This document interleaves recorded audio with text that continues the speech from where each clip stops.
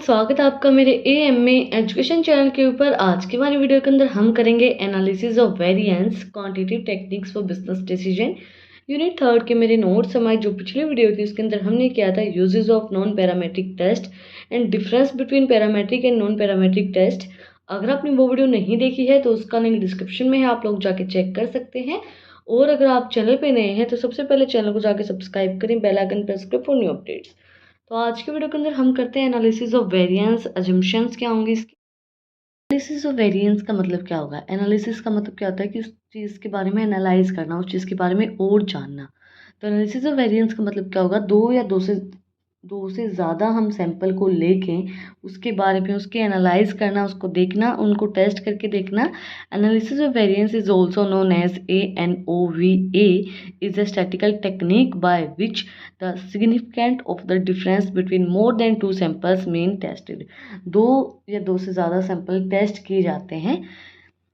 Sir R.A. Fisher ने बोला है analysis of variance is the separation of variance ascribed to one group of causes from the variance ascribed to the other group। Sir R.A. Fisher ने क्या बोला है कि हम analysis of variance का मतलब क्या होता है, सेपरेट करना कि जो एक हमारे पास सैंपल है, दूसरा सैंपल है, वो उससे किस तरीके से डिफर करता है, डिफरेंस क्या है उन सैंपल के बीच में, क्या एक दूसरे के साथ वो कोज कर रहे हैं, उस चीज़ को बताता है एनालिसिस ऑफ वेरिएंस। उस चीज़ को एनालाइज करने में हेल्प करता है। assumptions of analysis of variance. First है हमारा normality. The whole universe for the which the sample is done normally described. If the sample size is large, the assumptions of normality not necessarily to be fulfilled।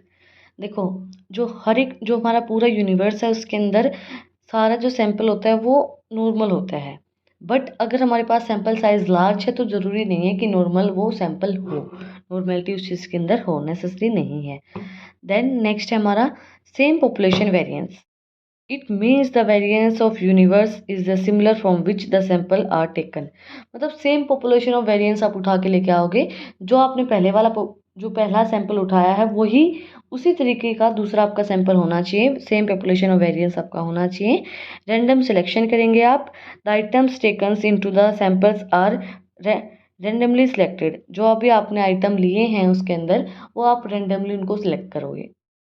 Independent sample होता है, every samples is independent from each other. हर एक जो sample है वो एक दूसरे से इंडिपेंडेंट होगा। एडवोकेटी, the effect of variance factors compromise एडवोकेटी। In the other words, the total effect of N studied by dividing it into separate effect of various factors. एडवोकेटी होती है इसके अंदर, इन द वर्ड्स जो हमारा टोटल इफेक्ट होता है study के ऊपर वो डिवाइड किया जाता है, नॉट सेपरेट इफेक्ट। वो सेपरेट इफेक्ट नहीं देता है वेरियस फैक्टर्स के ऊपर। Techniques of analysis of variance. अब क्या क्या टेक्निक्स होती हैं और इसकी थ्योरीज भी है। Analysis of variance important theory है हमारी, जो मतलब इस साल के क्वेश्चन पेपर के अंदर पूछी गई हैं। साइन रैंक थ्योरी एंड जो भी थ्योरीज है वो हम आगे की वीडियोस के अंदर कवर करेंगे। सबसे पहले हम आज की वीडियो के अंदर techniques of analysis of variance study करेंगे। To understand clearly the theory of analysis of variance can be studied in the classification into two parts। इनको हम टू पार्ट्स के अंदर क्लासीफाई करेंगे टेक्निक्स को, one way classification and two way classification. One way के अंदर है हमारा direct method, shortcut method and coding, and two way के अंदर भी हमारा सेम है, direct method, shortcut method and coding. सबसे पहले हम स्टडी करेंगे one way classification. One way classification नाम से ही पता चल रहा है, जब हमारा जो डाटा है वो एक एट्रीब्यूट के अकॉर्डिंगली क्लासीफाई किया जाए तो उसको हम वन वे क्लासिफिकेशन बोलते हैं। When data is classified on the basis of one attribute is called as one-way classification। Example, to test the level of efficiency or variance, salesmen on the basis of the example क्या है, जब हम test level of efficient हम जब देखते हैं किसी salesman की तो उसकी एवरेज सेल के ऊपर ही हम उसको देखते हैं। Under this method the null hypothesis can be expected and rejected on the basis of F ratio. F ratio के अकॉर्डिंगली नल हाइपोथेसिस को हम एक्सपेक्ट करते हैं या रिजेक्ट करते हैं, एक्सपेक्टेड या rejected. If the ratio is lesser than the computed value in the F tables the null hypothesis is expected, otherwise rejected. अगर हमारा जो रेशियो है वो लेसर देन होगा कंप्यूटेड वैल्यू से तो एफ टेबल के अंदर, तो जो हमारी नल हाइपोथेसिस है वो एक्सपेक्टेड की जाएगी, अदरवाइज उसको रिजेक्ट कर दिया जाएगा। ANOVA is based on find out the F ratio, the form of which is given। ANOVA table हम स्टडी करते हैं। इसके अंदर क्या होगा, source of variance, sum of square, degree of freedom, mean, sum of squares and F ratio. F ratio हम किस तरीके से कैलकुलेट करेंगे इनकी हेल्प से। पहला है हमारा variance between sample. Variance between sample के अंदर सम ऑफ स्क्वायर होगा हमारा SSB and degree of freedom हमारी क्या होगा K-1। Here K is number of sample and mean of square हमारा क्या हो जाएगा SSB डिवाइड बाय K। ठीक है, इसके बाद है हमारा variance with in sample. Variance with in sample हम किस तरीके से कैलकुलेट करेंगे SSW। इसके बाद डिग्री ऑफ फ्रीडम होगा हमारा N-K। N is total number of items, N1 plus N2 plus N3। तो हमारा मीन ऑफ स्क्वायर क्या होगा SSW डिवाइड बाय N-K। अब एफ रेशो हम किस तरीके से कैलकुलेट करेंगे, ये इनको निकालने के बाद हम एफ रेशो निकालेंगे mean sum of square between. Mean sum of square between जो हमारे बिटवीन का आया है and mean sum of square within. Mean sum of square within का जो आया है उसको जब हम डिवाइड करेंगे एक दूसरे से तो हमारा एफ रेशियो निकल आएगा। इसके बाद हमारा टोटल वेरिएंस क्या होगा TSS and degree of freedom हमारी होगी N-1 है। वन वे क्लासिफिकेशन के अंदर डायरेक्ट मेथड।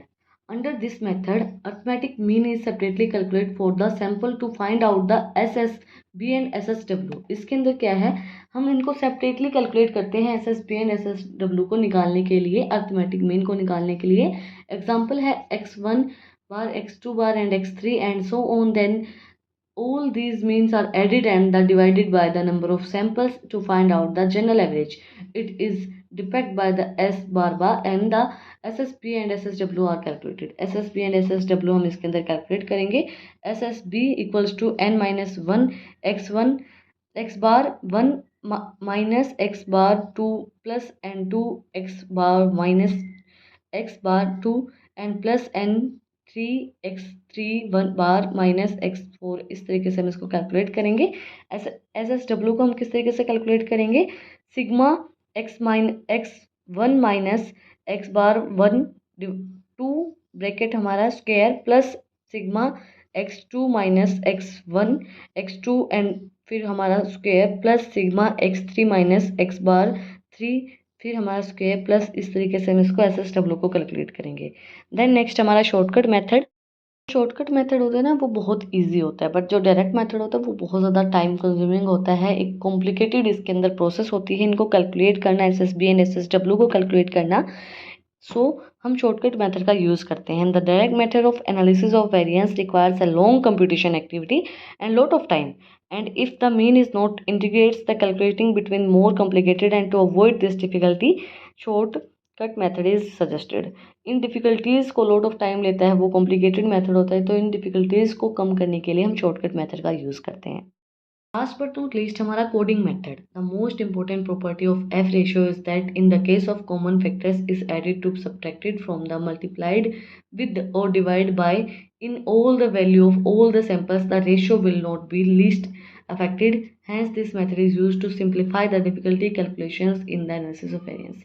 इसके अंदर कॉमन फैक्टर ऐड किए जाते हैं, subtract from, multiplied and divide by, and इसके सिंपल एक रेशो होता है ये लिस्ट अफेक्टेड, एंड ये जो मेथड होता है वो सिंपली हम इसको कैलकुलेट कर सकते हैं। एनालिसिस ऑफ वेरिएंस हम इसके सिंपल वे में निकाल सकते हैं। आज की जो हमारी वीडियो थी उसके अंदर हमने क्या है, एनालिसिस ऑफ वेरिएंस की टेक्निक, एनालिसिस ऑफ वेरिएंस होता क्या है, उसके जंक्शंस क्या होती हैं, and techniques of analysis of variance. One way classification हमने आज के वीडियो के अंदर स्टडी की है। टू वे क्लासिफिकेशन हम उसको और भी डिटेल में करेंगे क्योंकि सिलेबस के अंदर अलग से दे रखी है, इसलिए हम इसको अलग से एक वीडियो बना के उसके अंदर क्लासीफाई करेंगे इनको टू वे क्लासिफिकेशन के अंदर। अगर आपको आज की वीडियो पसंद आई तो आप लोग को पता ही क्या करना है, कमेंट सेक्शन में मुझे बताना है कि आपको वीडियो कैसी लगी। कोई भी डाउट है तो वो भी आप लोग कमेंट सेक्शन में मुझसे पूछ सकते हैं, और अगर आपको इन टॉपिक्स की नोट्स चाहिए तो टेलीग्राम चैनल का लिंक भी डिस्क्रिप्शन में है, आप उसको भी जाके सब्सक्राइब कर सकते हैं। Like share and subscribe my channel. Thank you for watching my video.